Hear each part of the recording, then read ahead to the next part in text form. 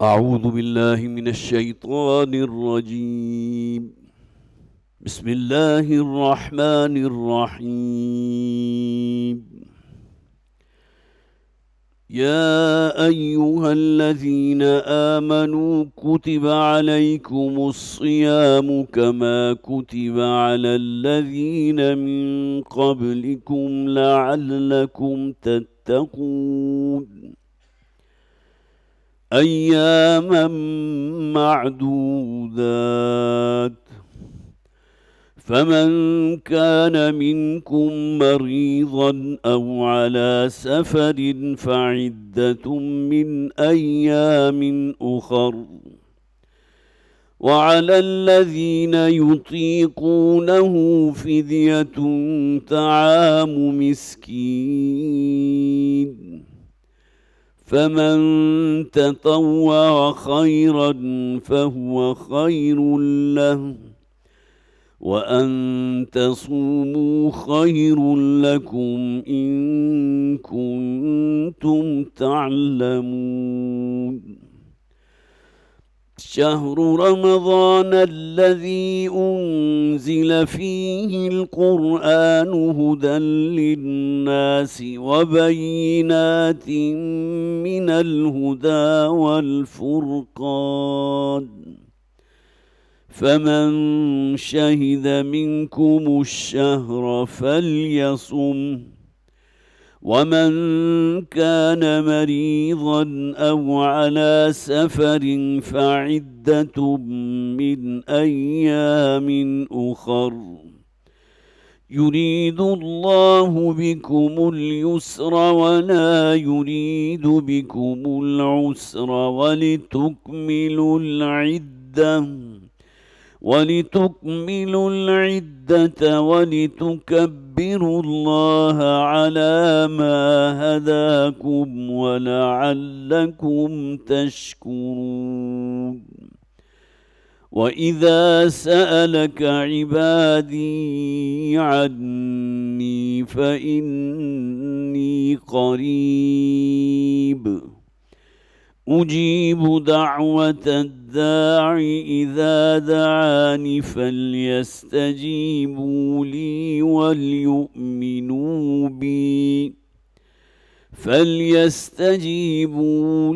وليؤمنوا بي لعلهم يرشدون. صدق الله العظيم. رب اشرح لي صدري ويسر لي أمري واحلل عقدة من لساني يفقهوا قولي.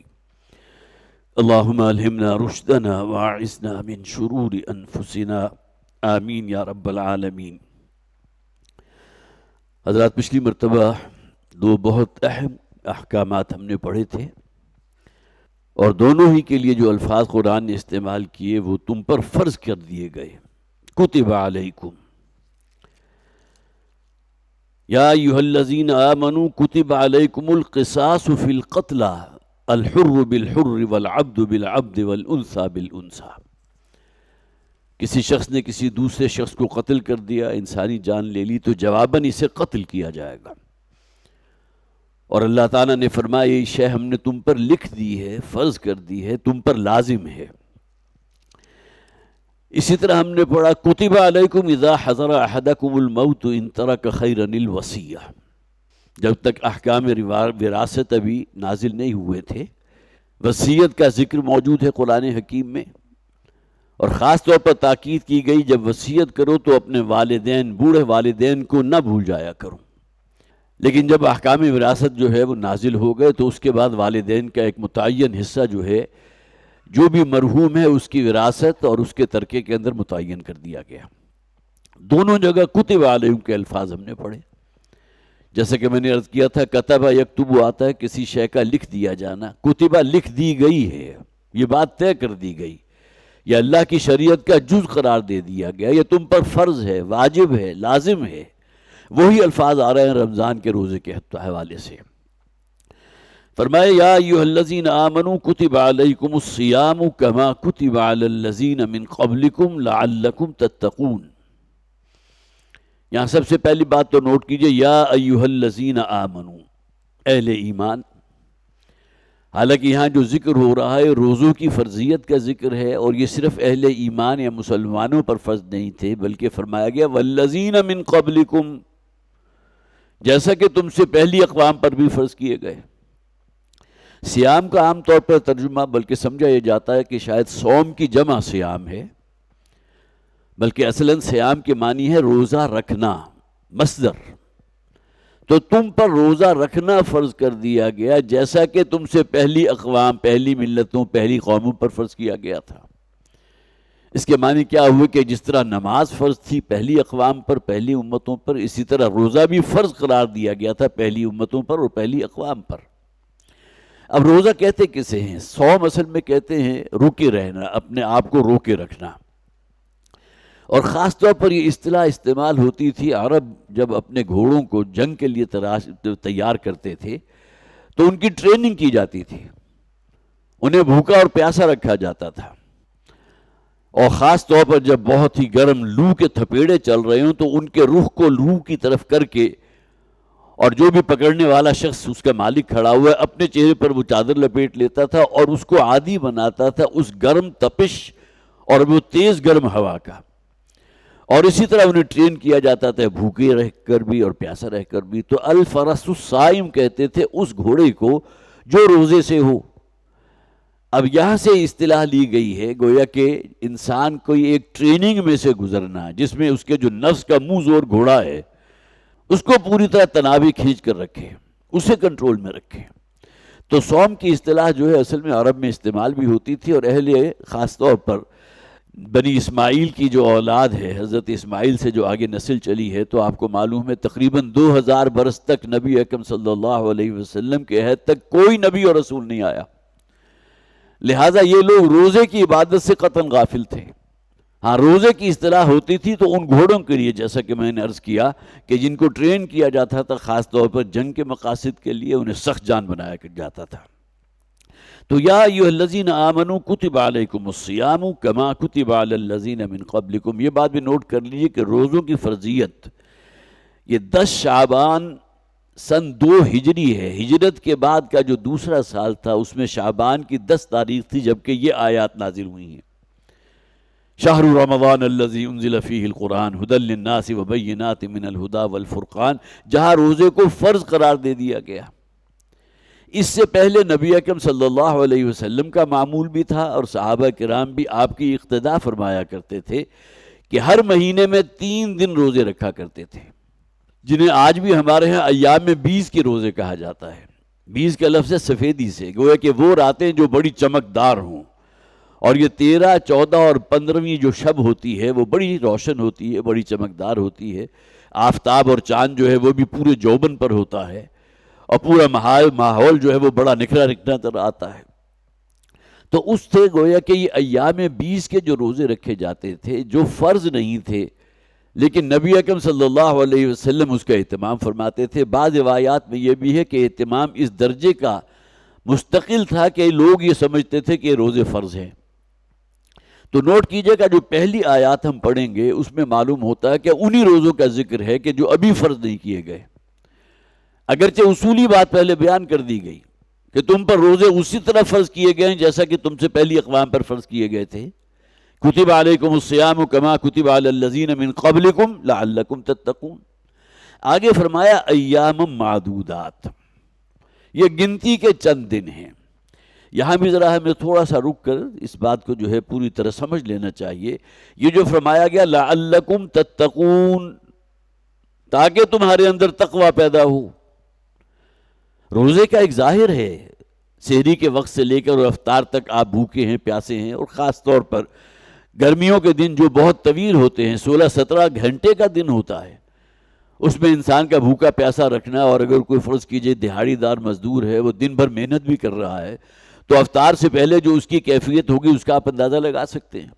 اگرچہ بہت کم تعداد ہوتی ہے ان لوگوں کی کہ جو دہاڑی دار ہوں، مزدور ہوں، لیبررز ہوں، لیکن اس کے باوجود بھی وہ روزہ رکھیں، اس لیے کہ واقعتاً بہت مشکل کام ہے، بہت مشکل کام ہے۔ لیکن بہرحال اپنی جگہ ایک بڑی مشقت کی بات ہے، وہ ظاہر اپنی جگہ انٹیکٹ ہے، لیکن اصل سے جو مطلوب ہے وہ کیا ہے؟ وہ تقویٰ ہے۔ اپنے نفس کو کنٹرول کرنے کے خوگر بنو. لعلکم تتقون. نماز بھی ہم پڑھتے ہیں، اس کا ایک ظاہر بھی ہے، پاک صاف ہیں، قبلہ رو کھڑے ہوئے ہیں، تکبیر تحریمہ کہہ کے آپ نے ہاتھ باندھ لیے، گویا کہ منقطع ہو گئے پورے ماحول سے، اپنے آپ کو کنسنٹریٹ کیا، اب گویا کہ متوجہ الی اللہ ہو گئے. یہ تمام چیزیں وہ ہیں جس کا تعلق ظاہر سے ہے، رکوع ہے، سجدہ ہے، قیام ہے، قعود ہے.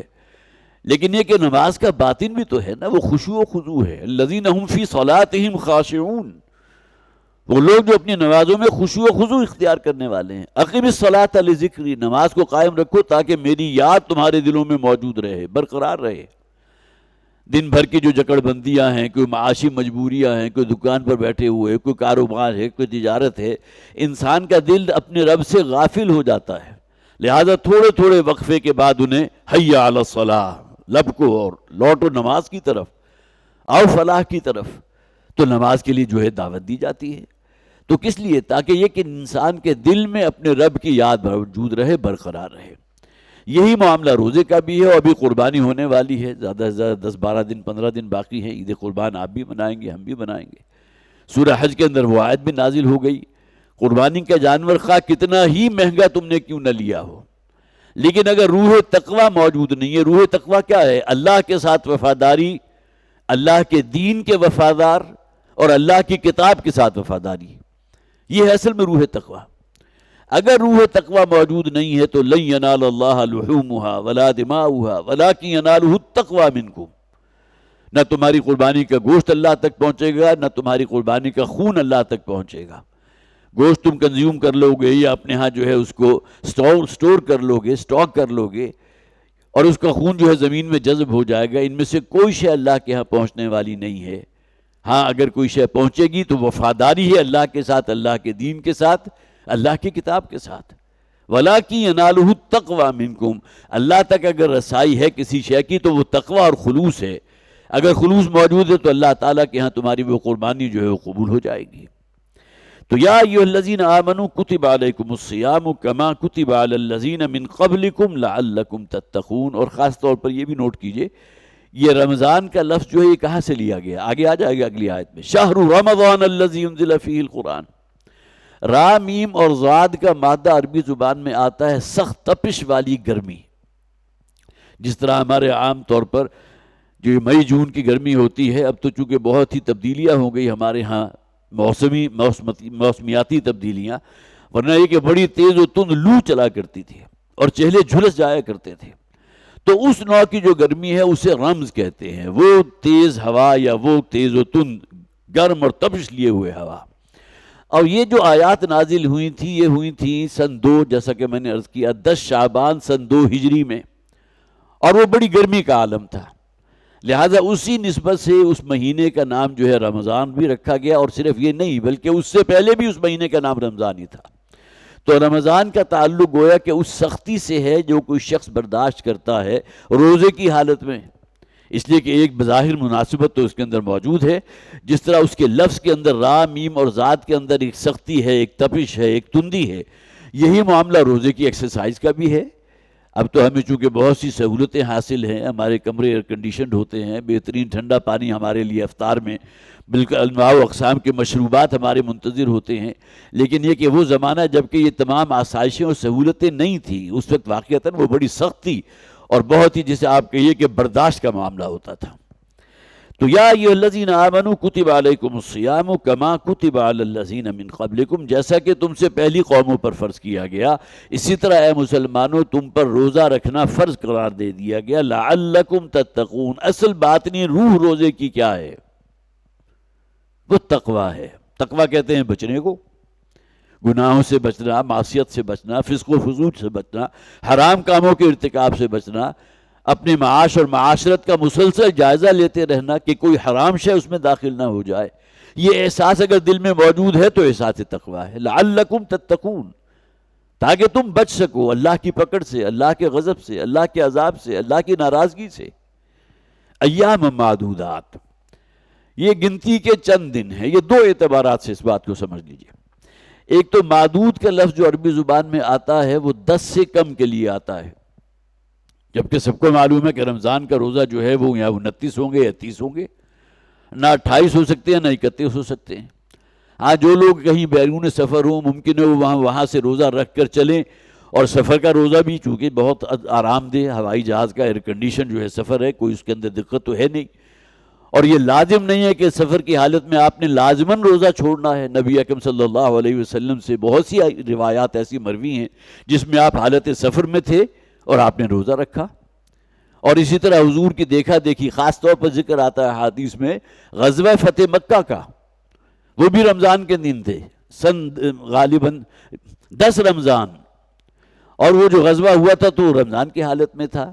جو صحابہ کرام حضور کے ساتھ تھے ان میں سے کچھ وہ بھی تھے کہ جو روزہ رکھتے تھے، اور نبی اکرم صلی اللہ علیہ وسلم کا اپنا بھی یہ معمول تھا۔ ایک روایت سے پتہ چلتا ہے کہ آپ نے روزہ رکھا، لیکن یہ کہ جب دوپہر ہو گئی اور بہت ہی تپش ہو گئی فضا کے اندر، تو نبی اکرم صلی اللہ علیہ وسلم نے اپنا روزہ افطار کر لیا۔ اب یہ گویا کہ ظہر اور عصر کے درمیان کا وقت ہے، اور حضور کی دیکھا دیکھی صحابہ کرام جو حضور کے ساتھ تھے انہوں نے بھی روزہ افطار کر لیا۔ اور پھر نبی اکرم صلی اللہ علیہ وسلم نے فرما دیا کہ اللہ تعالیٰ تمہارے ساتھ آسانی چاہتا ہے، سختی نہیں چاہتا۔ اسی آیت میں آ جائے گا، اگلی ہی آیت میں، یرید اللہ بکم اليسر ولا یرید بکم العسر، اللہ تو تمہارے ساتھ نرمی کا اور بہت ہی آسانی کا معاملہ کرنا چاہتا ہے، اللہ تم پر تنگی جو ہے وہ مسلط نہیں کرنا چاہتا۔ تو ایک تو مفہوم ایام و معدودات کا اس اعتبار سے ہو گیا کہ گنتی کے چند دن ہیں۔ یہاں گویا کہ اس روایت کی بالکل پوری طرح تائید ہو گئی کہ نبی اکرم صلی اللہ علیہ وسلم رمضان کے روزوں کی فرضیت سے پہلے ایام 20 کے روزوں کا اہتمام فرماتے تھے، اور یہ گنتی کے چند دن تھے۔ پورے مہینے میں کل 3 دن 13، 14 اور 15 جو قمری مہینے ہوتے ہیں اس کے بالکل وسط میں، جسے ایام 20 کہا جاتا ہے۔ اور دوسرے اس سے مراد یہ بھی ہے کہ یہ 29 یا 30 دنوں کی نسبت پورے سال کے 365 دنوں کے ساتھ کیا ہے، 365 دن پورے سال کے، اور اس میں 29 یا 30 دن، تو اس اعتبار سے ایام معدودات کہہ دیا گیا کہ گویا کہ گنتی کے چند دن ہی ہیں نا، پورا سال تو 365 دنوں پر محیط ہے، ان میں سے 29 یا 30 روزے جو ہیں گویا کہ اس کی نسبت و تناسب گنتی کے چند دن آ گئے۔ دونوں اعتبارات سے جو ہے اس کا مفہوم ہمارے مفسرین نے بیان کیا ہے۔ تو ایام معدودات، لیکن زیادہ جیسا کہ میں نے عرض کیا اس کے بارے میں آراء اور بھی موجود ہیں کہ جو پہلی 2 آیات ہیں ان کا تعلق ایام 20 کے روزوں سے ہے، جبکہ روزے ابھی فرض نہیں ہوئے تھے، اور اس کی ایک بہت بڑی دلیل جو ہے اسی آیت کے آخر میں آ جائے گی۔ فَمَنْ كَانَ مِنْكُمْ مَرِيضًا أَوْ عَلَىٰ سَفَرٍ، تو جو کوئی بھی تم میں سے ہو مریض، بیماری کی حالت میں، او علی سفرن، یا یہ کہ سفر کی حالت میں ہو۔ ظاہر آج کل کے سفر جو ہم کرتے ہیں اس کو قیاس نہ کیجیے گا اس زمانے کے سفر پر۔ پیدل بھی سفر ہوتا تھا، اونٹ کے اوپر بھی سفر ہو رہا ہے۔ اونٹ کی چال اگر آپ نے دیکھی ہو تو کیا تیز ہوگی۔ عام جو چلتا ہوا انسان ہے وہ بہت آرام کے ساتھ جو ہے اونٹ کے ساتھ ساتھ چل سکتا ہے، اور کسی شخص کو مدینہ سے مکہ آنا ہے، کتنا طویل سفر ہے، اور اس کے اندر کئی دن اس کو جو ہے صرف ہوں گے۔ تو یہ جو سفر کی صعوبت اور مشقت ہے اس حوالے سے بھی گویا کہ ہمارے دین کے اندر یہ آسانی پیدا کر دی گئی۔ یہ کوئی شخص مریض ہے، بیمار ہے، فرض کیجئے کسی کو ڈاکٹر نے بھی منع کر دیا کہ تم نے روزہ نہیں رکھنا، اس قسم کا مرض ہے کہ روزہ رکھنے کی صورت میں بیماری کے بہت اضافہ ہونے کا اندیشہ ہے، لیکن اس کے باوجود تقویٰ کا معاملہ اس کے اوپر اتنا حائل ہے کہ ڈاکٹر کے منع کرنے کے باوجود روزہ چھوڑنے کو تیار نہیں۔ تو یہ گویا کہ اللہ تعالیٰ کی دی ہوئی ایک رخصت اور آسانی کو ٹھکرا دینا ہے۔ یہ ایک اعتبار سے ناشکری ہو جائے گی اللہ کی وہ رحمت یا وہ آسانی جو اس نے امت کے لیے پیدا کی تھی۔ یہ بیماری کی حالت میں، حالت مرض میں اور سفر کی حالت میں تم روزہ نہ رکھو، اسی کا ذکر کر دیا گیا۔ فَمَنْ كَانَ مِنْكُمْ مَرِيضًا أَوْ عَلَىٰ سَفَرٍ فَعِدَّةٌ مِّنْ أَيَّامٍ أُخَرَ۔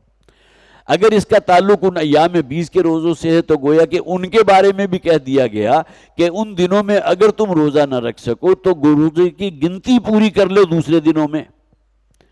لیکن رمضان کے بارے میں جو اگلی آیت میں آ رہا ہے شہر رمضان الذی انزل فیہ القرآن، اس بارے میں تو گویا کہ بات طے کر دی گئی ہے کہ اب وہ گنتی پوری کرنی، وَلِتُكْمِلُوا الْعِدَّةَ، اور یہ پورے مہینے کے روزے خواہ وہ 29 تھے یا 30 تھے، وہ گنتی لازماً پوری کرنی ہوگی۔ اگر مریض ہو اور 5-6 دنوں کا روزہ جو ہے وہ چھٹ جائے، یہ الگ بات ہے کہ اس میں اختلاف ہے کہ 5-6 دن کے آپ نے مسلسل جو روزے چھوڑے ہیں تو بعد کے دنوں میں آیا وہ تسلسل برقرار رہنا چاہیے یا کہ بعد دیگرے روزے رکھنے چاہیے یا اس کے اندر وقفہ ڈال سکتے ہیں۔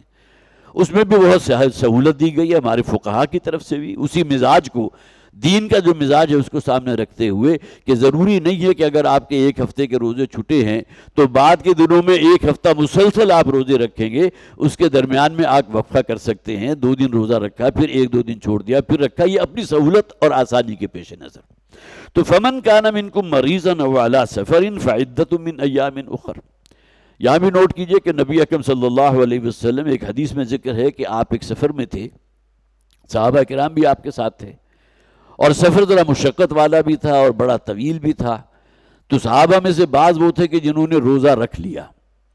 نبی اکرم صلی اللہ علیہ وسلم کو جب معلوم ہوا کچھ لوگوں نے روزہ رکھا ہے اور ان میں سے 1-2 اصحاب جو ہے بے ہوش ہو کر گر بھی پڑے، تو نبی اکرم صلی اللہ علیہ وسلم نے فرمایا جو لوگ یہ سمجھتے ہیں کہ سفر میں روزہ رکھنا جو ہے وہ لازم ہے، وہ گویا کہ ایک اعتبار سے روزے کی اصل نیکی سے محروم کر دیے گئے۔ ٹھیک ہے، گنتی انہوں نے پوری کر لی، لیکن اللہ تعالیٰ کی طرف سے جو ایک رعایت دی گئی تھی، جو ایک سہولت دی گئی تھی، اس کو اویل نہ کرنا۔ تو حضور نے فرمایا یہ نیکی نہیں ہے کہ کوئی شخص جو ہے سفر یا بیماری کی حالت میں روزہ رکھے، اس میں اللہ کی اس سہولت سے استفادہ کرنا چاہیے۔ فمن کان منکم مریضا او علی سفر فعدۃ من ایام اخر وعلی الذین یطیقونہ فدیۃ طعام مسکین۔ اب یہاں دیکھیے ایک اختلاف پیدا ہو گیا، لیکن زیادہ رجحان اسی طرف ہے جو مفہوم میں آپ کے سامنے رکھوں گا، اور ان لوگوں کے لیے کہ جو طاقت رکھتے ہیں، یطیقونہ، کس کی طاقت رکھتے ہیں؟ روزہ رکھنے کی طاقت، فدیۃ طعام مسکین۔ اب یہاں فدیہ کا ذکر کر دیا گیا۔ فدیہ کیا ہوتا ہے؟ کسی شے کا عوض، کہ آپ کو طاقت ہے، آپ صحت مند بھی ہیں، کوئی بیماری بھی نہیں ہے، سفر بھی نہیں ہے، روزہ رکھ سکتے ہیں، لیکن اس کے باوجود طبیعت آمادہ نہیں ہے روزہ رکھنے پر۔ یہ رمضان کے روزوں کا ذکر نہیں ہو رہا، میرے جملے کے صرف اس حصے کو نہ لے لیجئے گا، یہ ان روزوں کا ذکر ہو رہا ہے جو رمضان کے روزوں کی فرضیت سے پہلے حضور رکھا کرتے تھے۔ تو اس میں یہ رعایت موجود تھی کہ کوئی شخص صحت مند ہونے کے باوجود، کوئی عذر اسے نہیں ہے، لیکن اس کے باوجود اگر وہ روزہ نہ رکھنا چاہے تو فرمایا فدیۃ طعام مسکین، وہ عوضانہ دے دے ایک مسکین کو کھانا کھلانے کا۔ اب یہاں کھانا صرف ایک وقت کا نہیں ہے، بلکہ روزے میں ظاہر ہے کہ سحری بھی ہے، افطاری بھی ہے، تو 2 وقت کا کھانا کسی ایک مسکین کو۔ اگر آپ روزہ نہیں رکھنا چاہتے اور آپ صحت مند بھی ہیں، بیمار بھی نہیں ہے اور کسی سفر کی حالت میں بھی نہیں ہے، لیکن پھر نوٹ کر لیجئے کہ اس کا تعلق ان روزوں سے ہے جو رمضان کے روزوں کی فرضیت سے پہلے ایام 20 کے روزے تھے۔ یطیقونہ فدیۃ طعام مسکین۔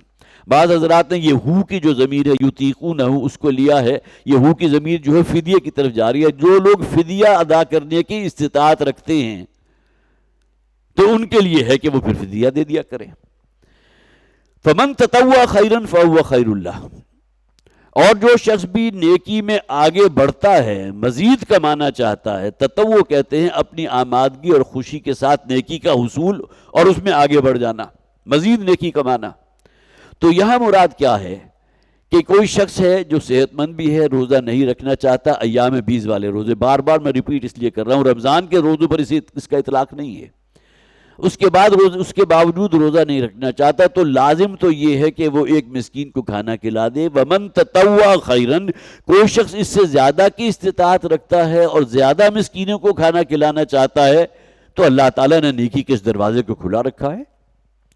تو ایک مراد تو اس سے یہ ہو گئی کہ فمن تطوع، جو گویا کہ مزید کھانا کھلانا چاہتا ہے، اور ایک اور مراد بھی ہمارے مفسرین نے لی ہے کہ وہ روزہ بھی رکھے اور مسکین کو کھانا بھی کھلا دے، یہ گویا کہ نور علی نور ہوگا، اس نے روزہ بھی رکھا ہے اور مساکین کو کھانا بھی کھلایا، اس کے بارے میں کوئی اختلاف ہی نہیں ہے۔ ومن تطوع خیرا فهو خیر اللہ۔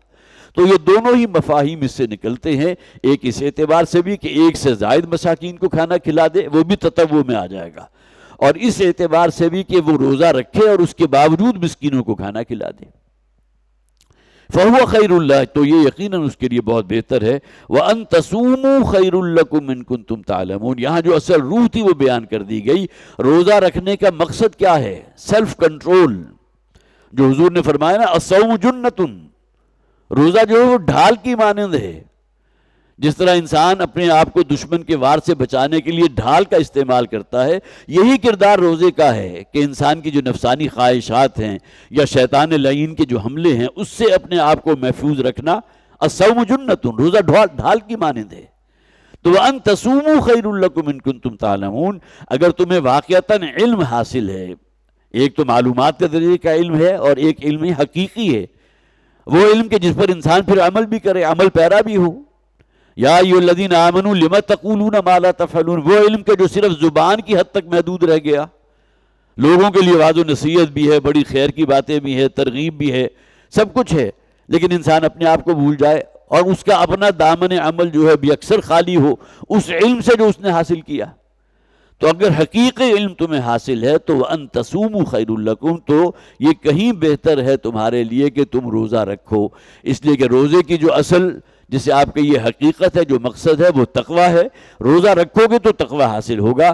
اگر صحت کے باوجود اسی ایام 20 کے روزے سے اس کا تعلق ہے، روزہ نہیں رکھتے، ایک کسی مسکین کو کھانا کھلا دیتے ہو تو ٹھیک ہے، وہ معاملہ پورا ہو گیا. ایک سے زائد کھلا دو تو ومن تطوع کے درجے میں آ جائے گا. لیکن یہ کہ بہرحال روزہ رکھنا ہی زیادہ بہتر ہے اگر تمہیں واقعتاً علم حقیقی حاصل ہے. اب آیا شہر رمضان الذی انزل فیہ القرآن. یہ رمضان کا مہینہ، جیسا کہ میں نے بالکل آغاز میں عرض کیا تھا، یہ لفظ کہاں سے نکلا اور وہ بہت ہی شدید، جسے آپ کہیے کہ سختی اور تیز و تن جو ہے، جسے آپ تپش اور گرمی کے لیے لفظ استعمال ہوتا تھا. تو گویا کہ انسان کو اپنے آپ کو جو کنٹرول کرنا پڑتا ہے، تو رمضان کا مہینہ اسی مناسبت سے اللہ نے اس ماہ مبارک کو کیوں منتخب کیا روزے کی عبادت کے لیے. یہاں بھی ذرا ہمیں سوچ لینا چاہیے کہ نماز بھی اللہ کے لیے ہے، زکوٰۃ بھی اللہ کے لیے ہے، حج بھی اللہ کے لیے ہے، لیکن روزے کی عبادت کو اللہ نے خاص اپنی طرف منسوب کیا. صحیح حدیث موجود ہے، الصوم لی وانا اجزی بہ. حدیث قدسی کے الفاظ ہیں کہ نبی اکرم صلی اللہ علیہ وسلم یہ فرماتے ہیں کہ اللہ نے یوں ارشاد فرمایا، قرآن میں نہیں ہے، یہ وحی غیر مطلوع ہے، جس کی تلاوت نہیں کی جاتی. جس کی تلاوت کی جاتی ہے وہ وحی مطلوع ہے، جس کی حفاظت کا ذمہ اللہ نے لیا، جو ما بین الدفتین ہمارے سامنے جو ہے موجود ہے قرآن حکیم کی شکل میں. تو وحی غیر مطلوع کے الفاظ ہے جسے حدیث قدسی کہتے ہیں، جب اللہ کے رسول یہ کہیں کہ اللہ نے یوں فرمایا جبکہ قرآن میں موجود نہیں. اور الفاظ کیا ہیں؟ الصوم لی وانا اجزی بہ، روزے کی عبادت خاص میرے لیے ہے اور میں اپنے خزانہ فضل سے اس کا ریوارڈ اور اجر عطا فرماؤں گا. اب ریزوں کے جو روزے کو جو خاص کر لیا گیا اللہ تعالیٰ نے اپنے لیے، تو اس کے اندر بھی تو بڑی حکمت ہے نا. نماز بھی اللہ کے لیے ہے، زکوٰۃ ہے، جتنے بھی آپ خیر کے کام کر رہے ہیں، اگر کہیں نیت میں کھوٹ شامل ہو گیا، ریاکاری ہے، خود نمائی ہے یا نمائشی نیکی کرنا چاہتے ہو تو بات بالکل دوسری ہے. فقط ضل ضلالا بعیدا والی بات ہے، وہ تو پھر کتنا ہی بڑا نیکی کا عمل کیوں نہ وہ اللہ کے ہاں مقبول نہیں ہے. لیکن اگر خلوص کے ساتھ کیا جا رہا ہے تو کس لیے کیا جا رہا ہے؟ اللہ کو راضی کرنے کے لیے. انما نطعمکم لوجہ اللہ لا نرید منکم جزاء ولا شکورا. صحابہ کرام کے طرز عمل قرآن میں موجود ہے. وہ جو غریبوں کو، مسکینوں کو، محتاجوں کو جو ہے مدد کیا کرتے تھے، کھانا کھلایا کرتے تھے، لوجہ اللہ، صرف اللہ کو راضی کرنے کے جذبے کے ساتھ. کسی شخص پر احسان کیا ہے تو اس سے شکریہ کے الفاظ کے بھی طالب نہیں ہیں، کہ وہ قرآن میں موجود. انما نطعمکم لوجہ اللہ لا نرید منکم جزاء ولا شکورا. ہم تو تم سے کسی بدلے کے بھی طالب نہیں ہیں اور نہ ہی شکریہ کے الفاظ ہمارے مطلوب ہیں. ہم تو صرف اللہ کو راضی کرنے کے لیے، اللہ کو خوش کرنے کے لیے اور اپنے اس عمل کو اپنے لیے توشہ آخرت بنانے کے لیے عمل کر رہے ہیں. گویا کہ نیت بالکل خالص ہو گئی. انما الاعمال بالنیات، اعمال کا نتیجہ نکلے گا اس نیت کی بنیاد پر جو انسان کرتا ہے، جو اس کے نہا خانہ قلب کے اندر موجود ہے. تو شہر رمضان الذی انزل فیہ القرآن، یہ رمضان کا مہینہ، وہ جو میں عرض کر رہا تھا حدیث قدسی کے الفاظ کہ الصوم لی وانا اجزی بہ، روزے کی عبادت خاص میرے لیے. اب یہاں دو چیزیں مراد لی گئیں. ایک تو یہ کہ روزے کے اندر ریاکاری نہیں ہے. نماز کوئی شخص پڑھ رہا ہے، آیا اس نے وضو کیا یا نہیں کیا آپ کے علم میں تو نہیں. اور بہت سے ایسے لوگ ہو سکتے ہیں جو کہیں کسی دوست سے ملنے کے لیے گئے، دوست نمازی تھا، اب وہ ظاہر ہے مجبوراً اس کے ساتھ اسے نماز ادا کرنی پڑی. اور ممکن ہے کہ ان میں سے کچھ ایسے بھی ہوں جو بغیر وضو کے کھڑے ہو جائیں، امکان اس بات کا موجود ہے. لہذا نماز میں ریاکاری ہو سکتی ہے صرف دکھانے کے لیے، اپنا نمازی ہونے کی دھاک بٹھانے کے لیے کوئی شخص نماز پڑھ رہا ہے، جبکہ نماز کا اصل جو مطلوب ہے اقیم الصلاۃ ذکری، وہ بالکل ہی مفقود ہو چکا. اسی طرح زکوٰۃ جو ہے اگرچہ بالکل علی الاعلان دی جاتی ہے، اور اس کے اندر گویا کہ ببانگ دہل دینا مطلوب ہے، لوگوں کو بتایا جائے کہ زکوٰۃ کا مال ہے، لیکن ریاکاری ہو بھی سکتی ہے اس کے اندر۔ تو کوئی بھی عمل ایسا کہ جس کے اندر ظاہری طور پر ریاکاری، روزے میں ریاکاری ممکن نہیں ہے۔ روزے میں ریاکاری کیا کریں گے؟ کوئی شخص بھوکا پیاسا ہے یا اس نے کوئی شے کھا لی ہے چھپ کر، تو آپ تو اس کا اندازہ نہیں لگا سکتے، آپ تو فیصلہ نہیں کر سکتے۔ تو روزے کی عبادت میں چونکہ ریاکاری ممکن نہیں ہے، اس کا کوئی ظاہری جسد نہیں ہے کہ جو لوگوں کو دکھانے کے لیے آپ کر رہے ہیں، کوئی خاص عمل یا حرکت نہیں ہے جو لوگوں کو دکھانے کے لیے کی جا رہی ہے، لہٰذا اللہ نے فرمایا الصوم لی، اس میں ریاکاری نہیں، یہ خاص میرے لیے رکھا جاتا ہے۔ اور دوسرا ایک چیز یہ بھی ہے کہ روزے سے اصل مطلوب کیا ہے؟ انسان کی روح جو ہے اپنے رب کی طرف متوجہ ہو، اور روح کا تعلق اللہ کے ساتھ ہے، لہذا روزہ وہ عبادت ہے کہ جس میں انسان اللہ کے ساتھ ایک اپنا تقرب حاصل کرتا ہے، اور یہ تقرب حاصل ہوتا ہے رمضان کی راتوں کے اندر، جبکہ قرآن حکیم کو پڑھ بھی رہا ہے، سن بھی رہا ہے، اس کو سمجھ کر پڑھ رہا ہے، اس پر غور و فکر بھی کر رہا ہے، اس کی ہدایات جو قرآن نے دی ہیں، جو ڈوز ہیں، جو ڈونٹس ہیں، اپنا جائزہ لے رہا ہے کہ آیا میں اس پہ پورا اتر رہا ہوں یا نہیں اتر رہا، تو یہ تمام چیزیں اس کے روح کی تجلیے کا باعث بن رہی ہیں، اور روح کا تعلق اللہ کے ساتھ ہے۔ الصوم لی وانا اجزی بہ، تو شہر رمضان الذی انزل فیہ القرآن، اور دوسری سب سے بڑی وجہ یہ ہے اللہ تعالیٰ کے اس روزے کی خاص عبادت کو اس ماہ رمضان میں رکھنا، اس کا بہت بڑا سبب یہ ہے کہ اللہ نے اپنا کلام اس ماہ میں نازل فرمایا تھا۔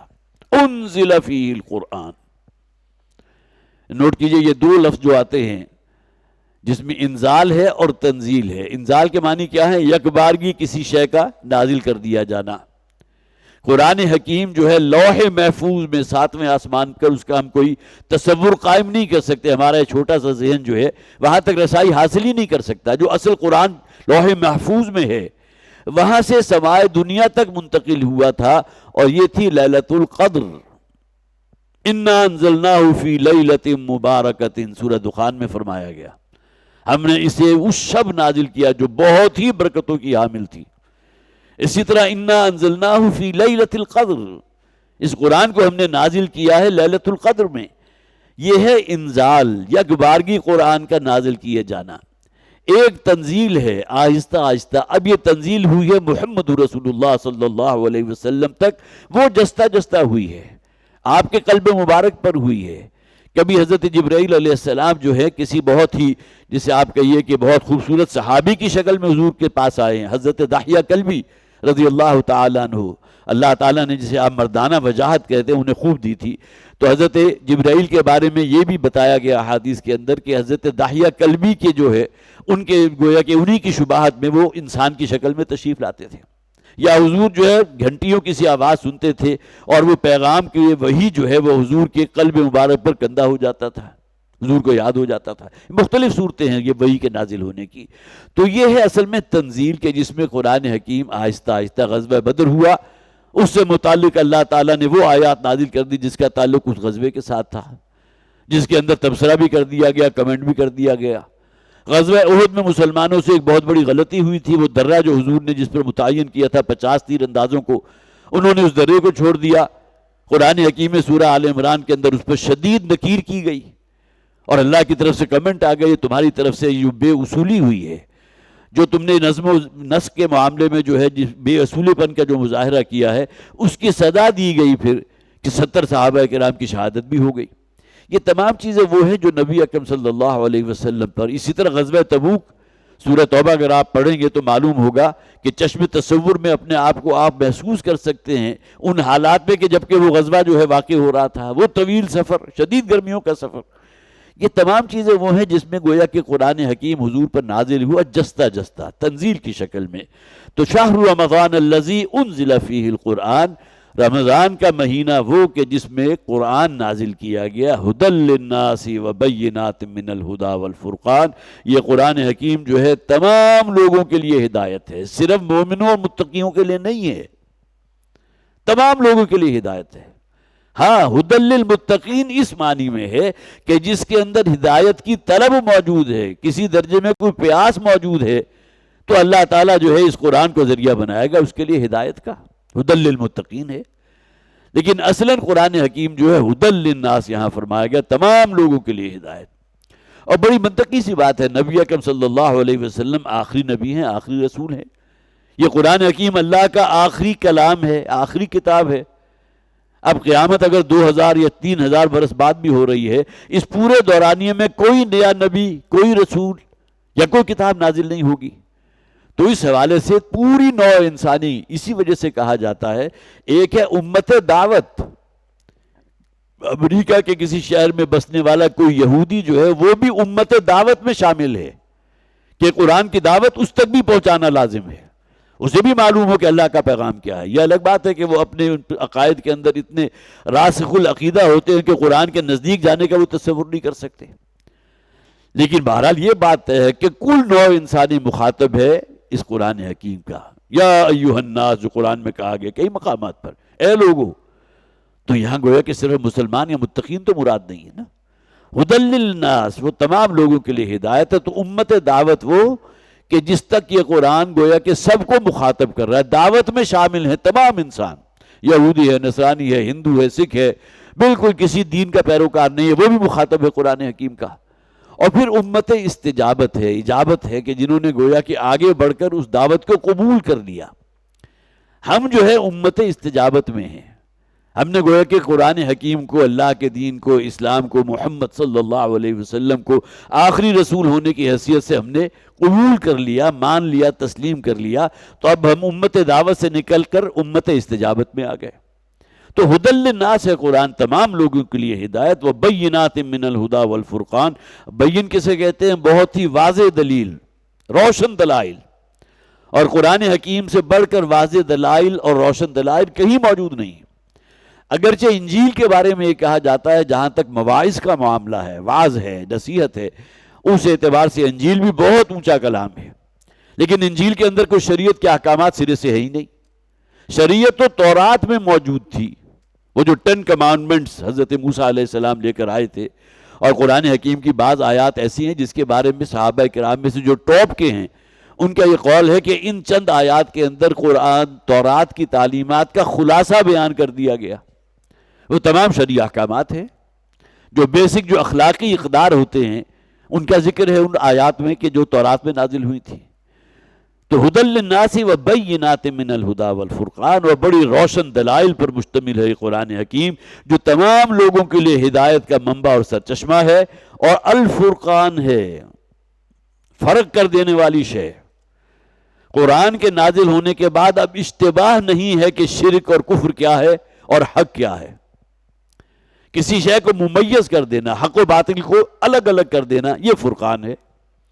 یہی وجہ ہے کہ غزوہ بدر کا جو دن تھا 17 رمضان سن 2 ہجری، جو چند ہی جسے آپ کہیے ساعتوں میں اللہ تعالیٰ نے مسلمانوں کو عظیم الشان فتح عطا فرما دی تھی، اسے قرآن کہتا ہے یوم الفرقان یوم التقى الجمعان۔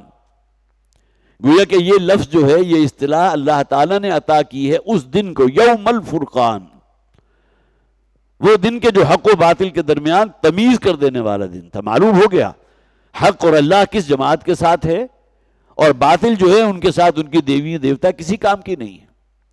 تو یوم الفرقان یوم التقى الجمعان، وہ دن کے جو حق و باطل کے درمیان تمیز کر دینے والا دن تھا، اور جس دن کے دونوں جو آپس میں جو لشکر تھے حق و باطل کے، وہ آمنے سامنے موجود تھے۔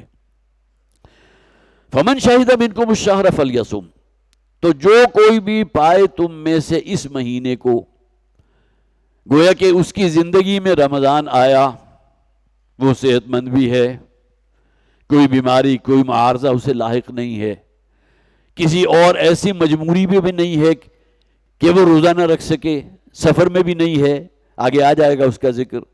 تو جو کوئی بھی اپنے آپ کو اس رمضان میں پائے یا جس کی زندگی میں رمضان آئے اور وہ موجود ہو، فَلْيَصُمْهُ، تو اس پر لازم ہے روزہ رکھنا۔ یہ اب روزے کی فرضیت ہے، اس کا وجوب ہے۔ اس سے پہلے جو ہم نے پڑھا تھا اس میں کیا تھا؟ وہ ایام 20 کے روزوں کے بارے میں چونکہ تھا، لہٰذا اگر کوئی روزے کی طاقت ہونے کے باوجود روزہ نہ رکھنا چاہے تو اس پر لازم ہے کہ ایک مسکین کو کھانا کھلائے، 2 وقت کا کھانا ہوگا۔ لیکن یہاں وہ جو رعایت تھی وہ سلب کر لی گئی۔ وَعَلَى الَّذِينَ يُطِيقُونَهُ کے الفاظ وہ پچھلی 2 آیات میں تھے جو ہم نے پڑھ لیے، جن کے بارے میں جیسا کہ میں عرض کر رہا ہوں اگرچہ بعض مفسرین کا یہ خیال ہے کہ یہ بھی روزوں کے بارے میں ہی ہیں، اور معدودات کی جو ہے انہوں نے تعبیر اس اعتبار سے کی ہے کہ گنتی کے چند دن، اس سے مراد یہ نہیں ہے کہ وہ 10 سے بھی کم دن تھے، بلکہ اس سے مراد یہ ہے کہ سال کے 365 دنوں کے مقابلے میں 29 یا 30 دن جو ہے وہ گنتی کے چند دن ہی کہلائیں گے۔ لیکن یہ کہ بہرحال وہ لوگ بھی موجود ہیں جنہوں نے یہ کہا کہ یہ آیات جو ہے اس کا تعلق ان روزوں سے ہے کہ جو نبی اکرم صلی اللہ علیہ وسلم اور آپ کی اقتداء میں صحابہ کرام رمضان کے روزوں سے پہلے رکھا کرتے تھے، تو وہ رعایت یہاں سلب کر لی گئی، تو انہیں چاہیے کہ فَلْيَصُمْ، وہ لازماً روزہ رکھیں، روزہ ان پر فرض ہے، لازم ہے۔ وَمَنْ كَانَ مَرِيضًا أَوْ عَلَىٰ سَفَرٍ فَعِدَّةٌ مِّنْ أَيَّامٍ أُخَرَ، وہ جو ان روزوں کے بارے میں تھی رمضان کی فرضیت سے پہلے کے روزے، وہ رعایت جو کی تو موجود ہے یہاں بھی۔ یہ نہیں ہے کہ رمضان کے روزوں کے بارے میں یہ کہا جائے کہ اگر کوئی حالت مرض ہو تب بھی روزہ رکھے، سفر خواہ کتنا ہی پرصعوبت کیوں نہ ہو لیکن روزہ نہیں چھوڑ سکتا۔ ہو سکتی تھی نا یہ بات، لیکن یہ بات نہیں ہے، بلکہ آگے آ جائے گا یرید اللہ بکم اليسر ولا یرید بکم العسر۔ یہ ایسی عوارض یا ایسی چیزیں ہیں کہ جس میں انسان کے لیے روزہ رکھنا بہت مشکل ہو جائے گا، اور ممکن ہے کہ اس کی جان کا خطرہ ہو۔ جیسا کہ میں نے عرض کیا تھا کہ سفر میں صحابہ کرام میں سے چند نے روزہ رکھ لیا، جبکہ بہت سے ایسے تھے جنہوں نے روزہ نہیں رکھا، اس لیے کہ انہیں معلوم تھا کہ اللہ کی طرف سے یہ سہولت اور رعایت دی گئی ہے۔ ان میں سے چند جو ہے بے ہوش ہو کر گر پڑے، تو نبی اکرم صلی اللہ علیہ وسلم نے تائید فرمائی تھی ان لوگوں کی جنہوں نے روزہ نہیں رکھا، اس لیے کہ روزہ رکھنے والے وہ پیچھے رہ گئے، اب انہیں سنبھالنا پڑ گیا۔ اور ظاہر ہے کہ بے ہوش ہو جائے تو پھر سب سے پہلے تو کام یہی کیا جاتا ہے نا، کوئی پانی پلایا جائے تاکہ ہوش میں آئے۔ تو یہ چیزیں گویا کہ اس اعتبار سے اس کا مظہر بن جاتی ہیں کہ اللہ تعالیٰ نے جو رعایت یا جو سہولت دی ہے اسے اویل نہ کرنا بھی دین کا منشا نہیں ہے۔ یہی وجہ ہے کہ حالت سفر کے اندر نماز کا قصر کرنا، کچھ لوگ تو اس حد تک قائل ہیں خواہ آپ کے اوپر سفر کی کسی قسم کی کوئی صعوبت نہ ہو، ایئر کنڈیشن گاڑی ہے، ایئر کنڈیشن ماحول ہے، یا کوئی بڑا لمبا سفر جہاز میں کر رہے ہیں، اس میں بھی آپ کے جو ہے احرام کی چادر کے اوپر کوئی گرد بھی نہیں بیٹھی، تو اس صورت میں کیا ضرورت ہے کہ ہم جو ہے نماز کو قصر نہ کریں؟ نماز کا قصر لازم ہے۔ یہ اس لیے کہ اللہ کے رسول صلی اللہ علیہ وسلم کا حکم بھی ہے، قرآن میں بھی ذکر موجود ہے، اور اس میں ایسا کرنا گویا کہ ناشکری ہوگی کہ آپ جو ہے وہ حالت مسافرت میں ہیں اور اس کے باوجود نماز پوری ادا کریں۔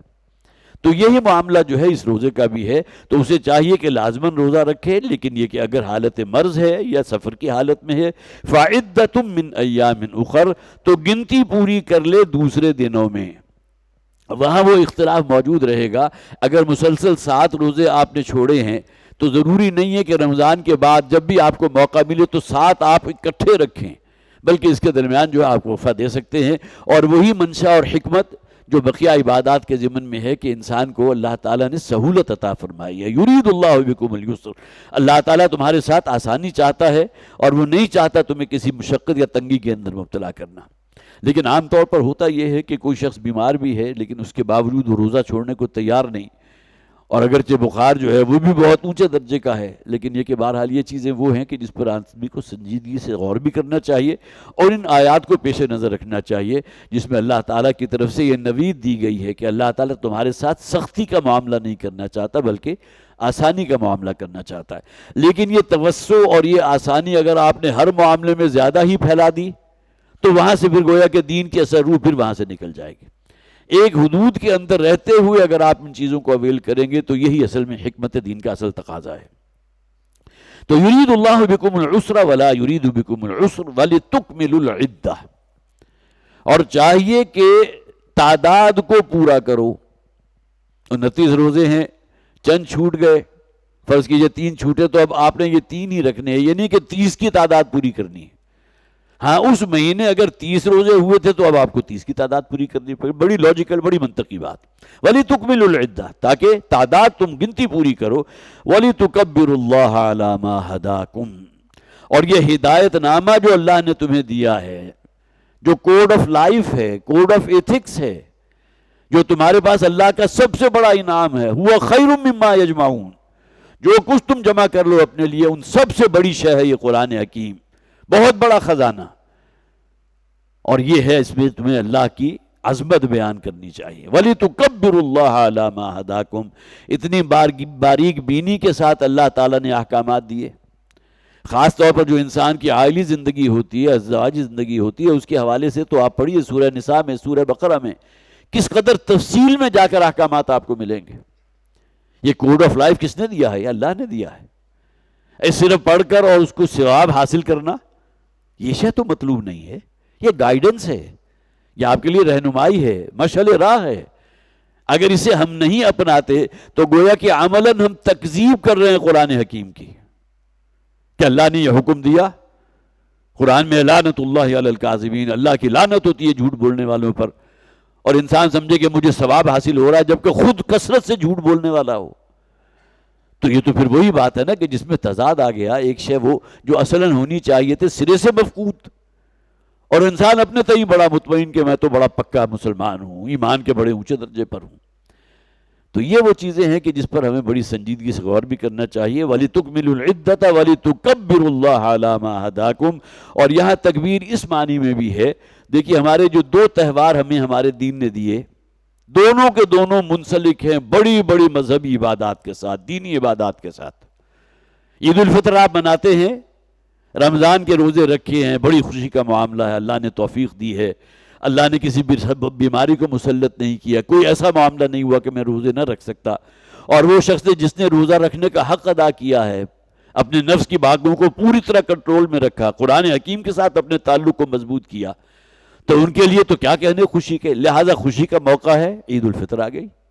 اور وہاں بھی آتے جاتے تکبیریں پڑھنا، یہاں خاص طور پر چونکہ ذکر موجود ہے رمضان کا، اور محذوف یہ بھی ہے کہ رمضان جب مکمل ہو جائے گا تو پھر وہ عید الفطر کا معاملہ آئے گا، تو اس میں تکبیروں کو بلند آواز کے ساتھ پڑھنا، اللہ اکبر اللہ اکبر لا الہ الا اللہ اللہ اکبر وللہ الحمد۔ اب تو یہ چیزیں بھی رفتہ رفتہ بالکل مفقود ہوتی جا رہی ہیں۔